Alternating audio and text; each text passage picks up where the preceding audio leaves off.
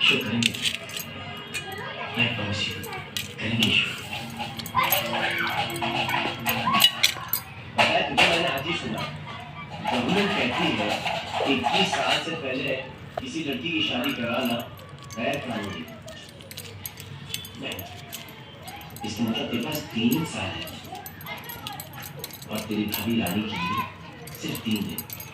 तो एक काम करूंगा, ये 3 साल तू दिल लगा के पढ़ाई कर।